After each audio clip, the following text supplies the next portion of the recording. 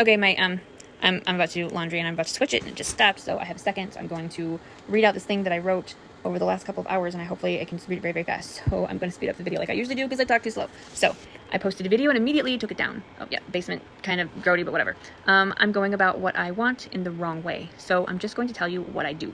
But first, I want to be clear that what I'm about to say is not medical advice, so take what resonates and leave the rest for real, because I have personal, you can tell where shit gets personal for me, so just kind of leave that at the door, okay? I am a light worker. A few years ago, I created a meditation using gold light. It was as protection at first. Then it became a way to send out love. Then I realized I can ask the source of that energy, which I deemed to be Earth, for more energy to go from Earth through me and out to the whole world. It's way more complicated than that, but that's it in a nutshell. And I know that already sounds totally fucking nuts to people, so yeah, buckle in. Okay, so if you go back a video, I talk about my personal event horizon and how it's my point of no return. I went so far down so many of the darkest paths in search of the bottom of the rabbit holes. The idea was to find the answers to fixing all the problems with what I see as the web of everything. There's this hum of corruption that's infected everything, every human enterprise and person, every natural system and organism. We're all infected, and I wanted to know how to find the cure, which I have deemed the root cause of our malignancy to be overshoot, greed.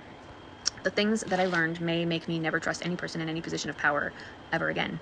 Either you feel you're doing good when you're being tricked into doing bad, or you know you're doing bad. Very few people are aware enough to walk that narrow middle path. Because of that, I don't trust people easily. I tend to not even like people, if I'm being honest, but I also love people. Most of us aren't complicit. We're ignorant, not stupid, just unaware. For that reason, I kept sending out love to the whole world. It looks like golden snow in my mind, in my mind's eye, and it started working. I could feel energy physically moving around in my body and out. At first, I thought that I was hallucinating, and I think people would still consider that to be a hallucination currently, and it's bullshit, but whatever. I was so conflicted because I managed to get off psych meds a few years ago. I have never been the same after being on them. I don't like those drugs for myself. Here's where you can tell I have some beef. And I remember being younger, thinking it was the crazy part in people that made them want to stop taking meds. Then I grew up, took the meds, and realized the side effects of being on them are worse than the original problem for me. And the side effects of trying to get off them are so bad, people sometimes go into full-blown psychosis.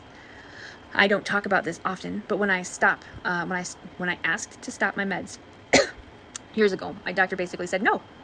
It was more like, here's the step down, we follow the guidelines, you say you're having these withdrawal symptoms already, and it will only get worse, so we tried. Let's get you back on those meds. I didn't want that, so I tried stepping it down myself by cutting pills. I wish I'd known about compounding pharmacies, but I didn't. For that reason, and because of my life at the time, I ended up very lost and was hospitalized. Thankfully, I made it clear in that stay I didn't want to live like this forever and would need to be functional and able to live again at some point. I ended up on drugs that didn't have such horrible withdrawal symptoms when I did get off the drugs again, and that was my self-advocacy because they wanted me to go on benzodiazepines, which I had avoided like the plague for good fucking reason. So imagine my surprise years down my healing journey later when I began to feel this tingling sensation or energy moving around as I meditated. I thought I was losing myself again after literal years of building myself back up and being drug-free as I could get. I feared I was meant to live life as a mindless brain fog of a human and eke by on disability for being crazy and being unable to do even the barest necessities required for the overlords of capitalism. I can work, but those drugs make it harder to function than when you are high as a fucking kite. So I did my research because I didn't want to be on those drugs ever again. I saw a glimmer of hope when I recognized a face on my screen as this doctor comedian who made videos I would enjoy often during COVID. His name is Z-Dog MD, which is freaking hilarious because he's a random internet guy and I'm sitting here talking about him. I never thought that would be like part of my story ever in a million years. That's where I found out about the awakening. He's had a very similar experience. Through that one medical professional discussing this experience and interviewing a myriad amounts of other people, I learned what I was tapping into was called my prana, or my life force. It's an ancient concept, not at all abnormal, and doesn't need to be drugged away. I was activating my chakras and didn't even realize it. People actually pay a lot of money to be able to do what I'd stumbled onto naturally. Honestly, there are things I'm still afraid to say because our culture wrongly attributes much of mental illness to a kind of mental wellness that many drop thousands on trying to attain. If I say my beliefs out loud, someone will use that against me. Beliefs, y'all, beliefs are sacred. For example, there are millions of people who believe a virgin gave birth to a god, who was the god, and also the son of the god, and that mere mortals murdered him by staking him to a tree formed into a cross. That god died, and also lived again, and by all accounts is still alive. By modern standards, that should get you a diagnosis of something. It doesn't, because it's socially acceptable. If you can't do a brain scan and you're going off a list of behaviors and symptoms that a panel of very limited and influential people get to decide on, then I have a problem for myself with many of your educated opinions.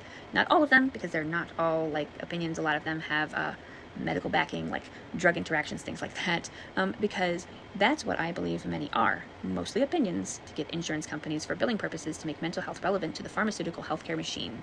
And until we get profits out of healthcare, I will maintain that opinion. So when I dug so deep that I came out the other side, I realized I'm incredibly susceptible to the Dunning-Kruger effect because I am a jack of all trades. There must be a name for the opposite effect, where you get so focused on one area of expertise that you can't see the solutions in the periphery in other fields of academia. I looked it up and it said it's imposter syndrome, but that, in my mind, fails in every way to encompass what I'm trying to say, like the full totality of it.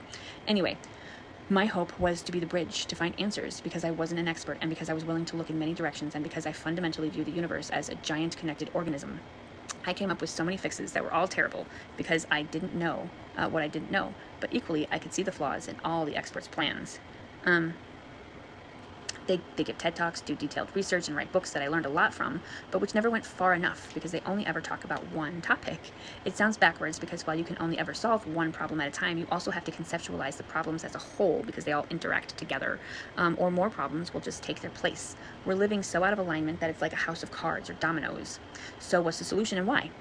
I don't know why I'm one of the people who's experiencing an awakening, probably because I began meditating as therapy starting in 2009, so it's been a while, but what started as a wish for humanity has become my solution. It's an old solution, but I think the magic is a mix of old and new. Don't be put off by the word magic either. I see magic that works as future science. And if it works and you can't find a way to study it, magic isn't the problem in that scenario, in my opinion. My hope is this will evolve and take on a life of its own. The idea is kind of like alchemy. If you transmute or transform one kind of energy into another with your thoughts. I've lost almost everyone who's analytical there, but might I gently suggest looking up the Essentia Foundation on YouTube, and I put the link in the little things on scroll down. Okay, they explained to me what I was doing that I didn't understand at the time. I know it won't convince everyone, but that was never a possibility anyway. It's a very scientifically minded YouTube that tries to talk about the awakening from a more scientific viewpoint, but also it would still be considered fringe because reasons. Anyway, there's this nifty side effect of awakening in which in many ways has to do with transmuting energy. The part of your brain that feels empathy, compassion, and connection flips on. That isn't optional. It's true that with great power comes great responsibility.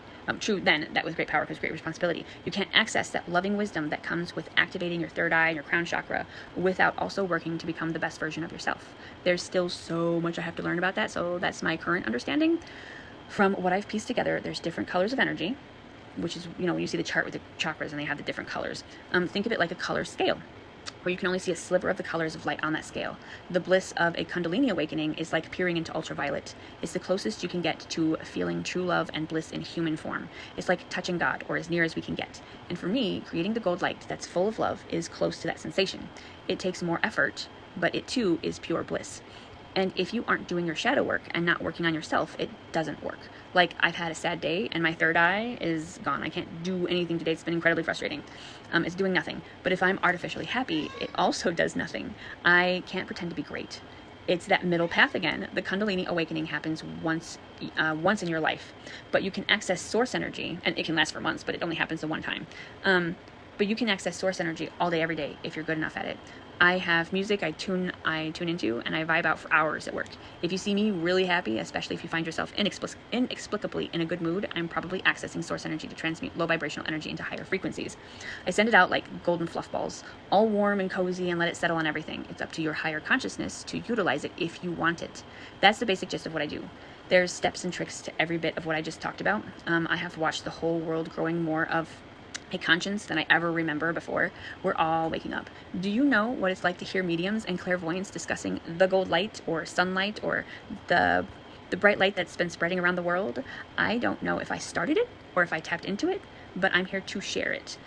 Ra and Isis keep showing up in my dreams and meditations and synchronicities. Then it was Mary Magdalene, like what? And kids at work started doing things like drawing blue roses on the boards while I'm hearing about Magdalene energy, which is also apparently really common to start seeing with Isis. And I'm just like, what did I stumble into? So Carl Jung discusses how the synchronicities get more undeniable the more you are aligned with your purpose. I think he thought that was the purpose. I think there's a layer past that, which is transmuting that energy. Leave the world with more love than when you got here is pretty simple. Then love becomes the cure to the infection. You overcome corruption by making it a toxic environment where it can't thrive, because you evolve into the highest vibration or you die. You evolve into the best version of yourself. You reach your highest potential. You have to access empathy as you awaken. The more light goes out, the more people choose to awaken. It's an exponential cycle, and we're on the precipice of the wall of love, or the wave of gold light. That light is like a disinfectant on bacteria, where the harmful bacteria is the corruption. And what happens when that wave hits them? Out.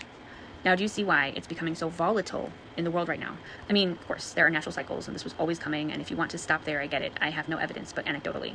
I can go into a discussion about some of those experiences, which will never be enough scientifically for people today, ever, ever, ever. So, just full stop there. I'm hoping tomorrow, in the years upcoming, people will have more information than I do. But we always knew World War III would be the end, right? We've always talked about that. It's just the end of the patriarchy. The old powers are dying. The earth won't sustain our continued destruction. It's all become toxic. There's nothing left but to be reborn into the new matriarchy. I prefer to see a middle ground between the two, matriarchy and patriarchy. But as we found, patriarchy doesn't seem to know how to give an inch. They aren't very good at giving. So I'm just going to stop there. But that's basically my plan for how to create a kinder, gentler, better world for tomorrow. And it's very general. There's a lot of specifics and a lot of research that I still need to do, because I'm trying to understand why it works too. Okay, bye.